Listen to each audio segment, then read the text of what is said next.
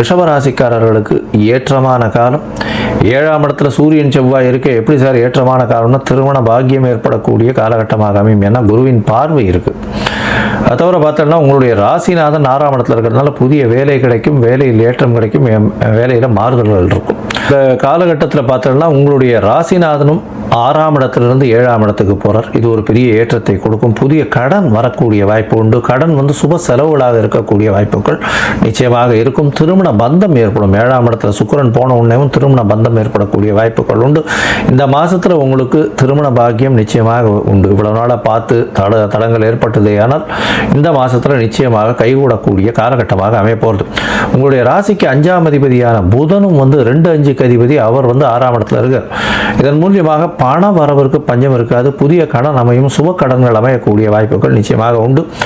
அதோட அவரும் 7ஆம் இடத்துக்கு போறார். 6/12/2025 அன்னைக்கு 7ஆம் இடத்துக்கு போறார் புதன்.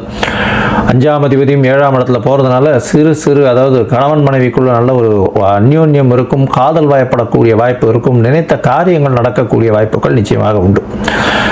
இந்த காலகட்டத்தில் சில நாட்கள் உங்களுடைய முயற்சிகளை தள்ளி போடுறது நல்லதுன்னு சொல்கிறோம். அந்த சில நாட்கள் சந்திராஷ்டம நாட்கள்னு சொல்கிறோம். இந்த சந்திராஷ்டம நாட்கள் அப்படின்னு பார்த்தாலேனால் 22/11/2025 25/11/2025 வரலும் உண்டான காலகட்டம் அப்படின்னு சொல்கிறோம். இந்த காலகட்டத்தில் புதிய முயற்சி வேண்டாம், வெளியூர் வெளிமாநில பிரயாணம் வேண்டாம்னு சொல்கிறோம். ஒருவேளை பண்ண வேண்டி இருந்ததே ஆனால் சந்திர பகவானுக்கு உண்டான எளிய பரிகாரம்னு சொல்லக்கூடிய ஒரு நெல் தானம் கொடுத்துட்டு போகும், நல்லபடியாக இருக்கக்கூடும்.